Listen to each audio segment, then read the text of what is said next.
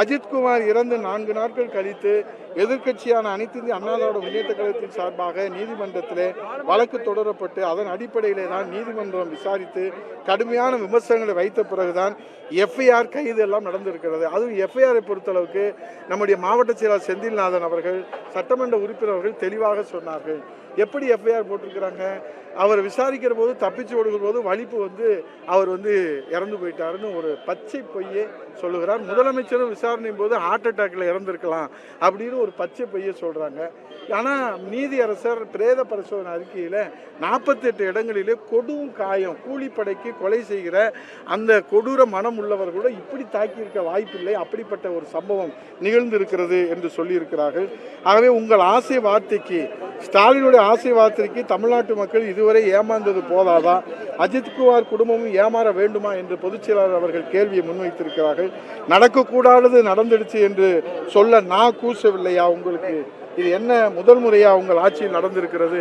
25வது முறை நடந்திருக்கிறது என்று பொதுச் செயலாளர் அவர்கள் மக்களின் குரலாக, உரிமை குரலாக எடுத்து வைத்திருக்கிறார்கள்.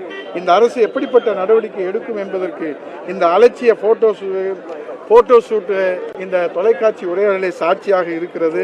ஆகவே இந்த நடவடிக்கையிலே தனிப்படை போலீசார் ஏன் தானாக முன்வந்து விசாரிக்க வேண்டும் என்கிற கேள்வி மக்களிடத்தில் இருக்கிறது. அவர்களை விசாரிக்குமாறு உத்தரவிட்டு அந்த உயர் போலீஸ் அதிகாரி யார் என்கிற கேள்வி மக்களிடத்தில் இருக்கிறது.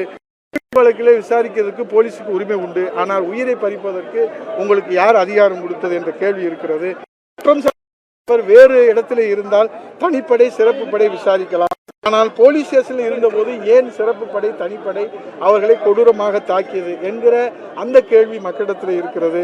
எஸ்பியை சஸ்பெண்ட் செய்யாமல் காத்திருப்பர் பெற்றோர்கள் வைத்திருக்கிறீர்களே என்கிற அந்த கேள்வி இருக்கிறது.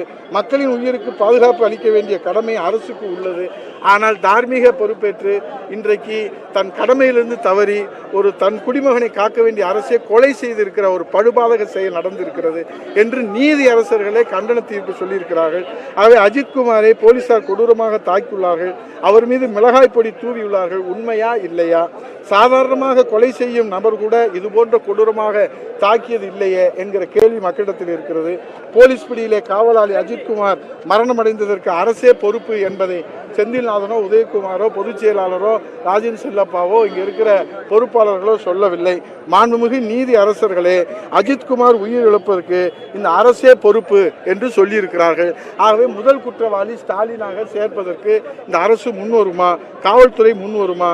நீதிமன்றம் இதை உன்னிப்பாக கவனித்து இந்த மக்களுக்கு விடுதலை பெற்றுத்தர வேண்டும். கருணாநிதி குடும்பத்திலிருந்து இந்த மக்களுக்கு சுதந்திரத்தை பெற்றுத்தர வேண்டும், விடுதலையை பெற்றுத்தர வேண்டும், பாதுகாப்பை பெற்றுத்தர வேண்டும் என்பதுதான் இந்த மக்களின் குரலாக இருக்கிறது. ஆகவே இதையெல்லாம் முன்வைத்துதான் செந்தில்நாதன் அவருடைய தலைமையிலே இந்த மாபெரும் கண்டன ஆர்ப்பாட்டம், நீதி கேட்டு இந்த அறப்போராட்டம், அந்த குடும்பத்திற்கு நிவாரணம் வேண்டும், அந்த குடும்பத்துக்கு பாதுகாப்பு வேண்டும், இந்த சாட்சியங்கள் எல்லாம் பாதுகாக்கப்பட வேண்டும். பணத்தின் வைத்து பிணத்தின் மீது பேரம் பேசுகிற இந்த மனிதாபிமற்ற காட்டு மிராண்டி தருவார், பேய் அரசாண்டால் பிணந்தின் சாஸ்திரங்கள் என்பதுதான் இங்கே நினைவுக்கு வருகிறது. பிளே ஸ்டோர் மற்றும் ஆப் ஸ்டோரில் இருந்து பாலிமர் செயலியை QR கோடு மூலம் பதிவிறக்கம் செய்யுங்கள். செய்திகளை உடனுக்குடன் பெறுங்கள்.